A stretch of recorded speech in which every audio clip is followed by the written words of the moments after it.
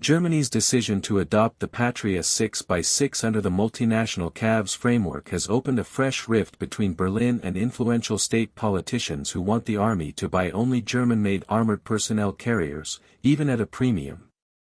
The row reveals more than a simple preference for a familiar badge. It exposes a structural dilemma at the heart of Europe's rearmament drive, whether to chase rapid, affordable interoperability with allies or to pay more to preserve sovereign industrial capacity at home. In recent days, leaders from Baden-Württemberg, Bavaria, Hesse, North Rhine-Westphalia and Lower Saxony have pressed the federal government to reverse course, arguing that German taxpayer money should reinforce German factories.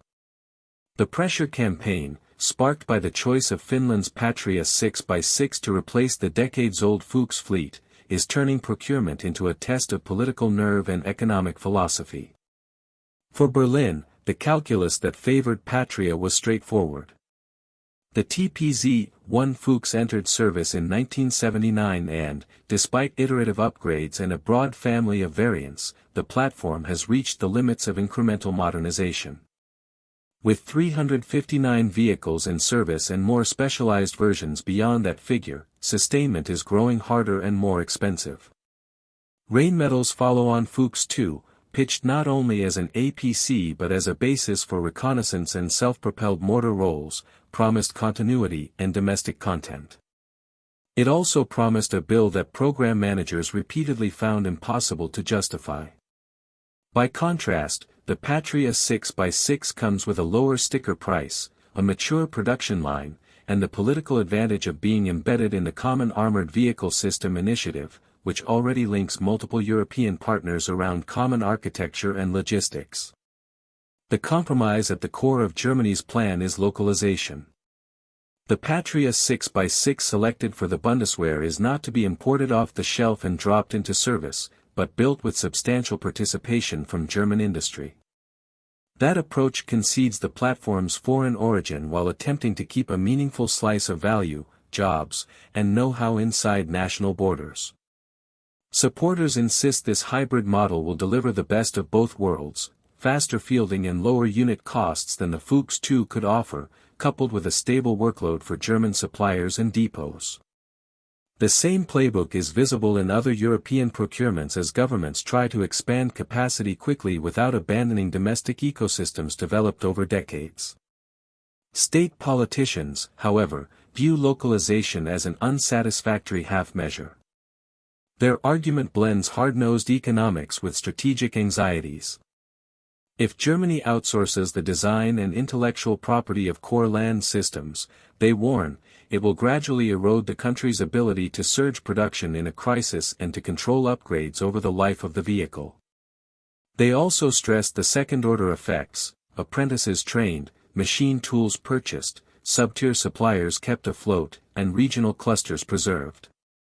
In their telling, choosing a foreign chassis even with local work-share privileges short-term price advantages over a generational bet on Germany's industrial sovereignty. With public money pouring into defense after years of underinvestment, they see a once-in-a-generation opportunity to reshape the domestic base, and they do not want to miss it. The politics are layered by the unusual pairing of decisions across mission sets. While the Patria 6x6 is slated to cover troop transport and mortar carrier roles, the reconnaissance requirement, conceptually the Luchs 2, is to be met by the Piranha 6x6, another foreign design.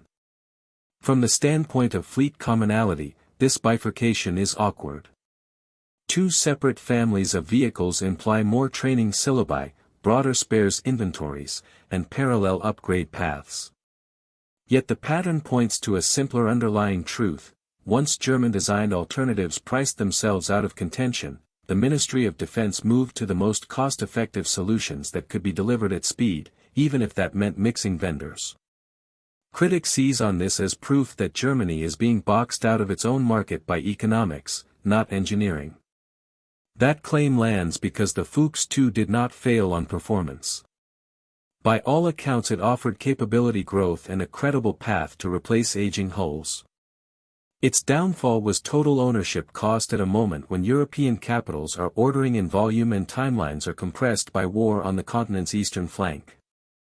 With inflation, labor constraints, and supply chain volatility pushing prices up across the board, a platform that arrives cheaper and sooner can collect wins even in countries that would historically default to domestic champions.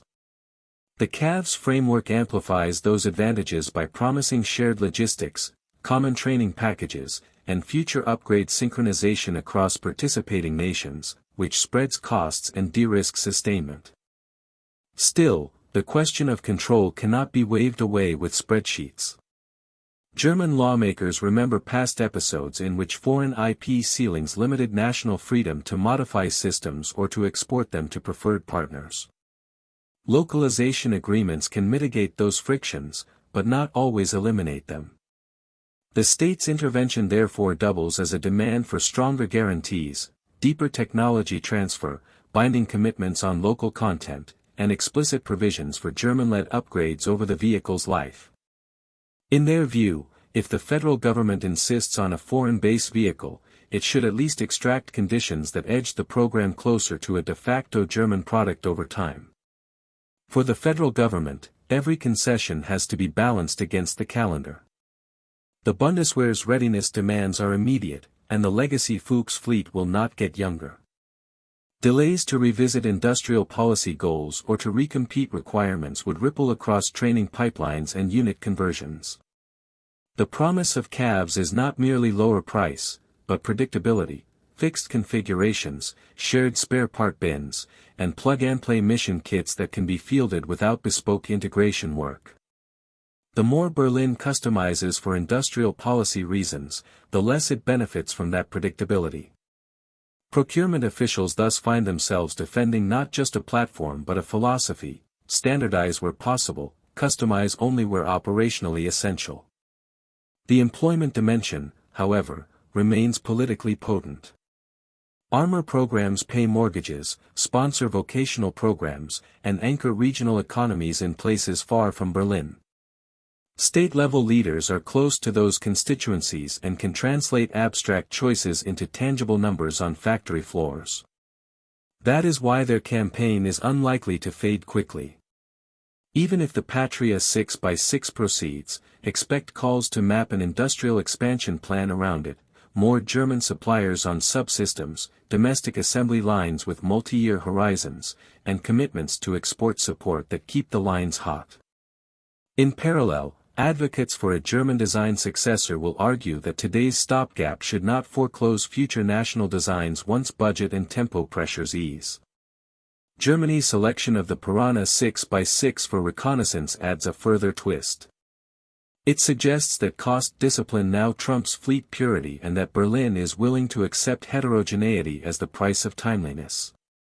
That line of thinking makes sense in a Europe scrambling to rearm, but it carries long-term maintenance consequences that will only become fully visible in the 2030s.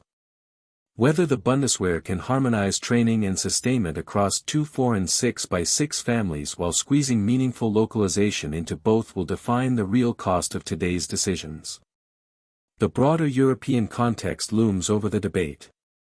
The continent is converging on a handful of armored vehicle families, often not produced in the buyer's home country, but adapted through local assembly and content. Germany's internal fight is therefore less an outlier than a microcosm of a trend. The choice is no longer between pure national and pure foreign models, it is between degrees of integration into multinational ecosystems. Berlin's wager is that the CAVS path delivers capability at pace without hollowing out the domestic base. Its critics counter that a series of such wagers, compounded over time, will leave Germany dependent when it most needs control.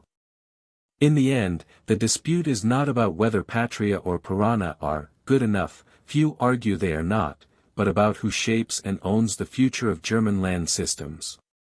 If the federal government holds firm, expect a heavy emphasis on contractual levers that translate localization promises into enforceable obligations. If state-level pressure grows, the center might sweeten the pot with additional orders for German-led programs elsewhere, preserving political balance while keeping the APC path on schedule.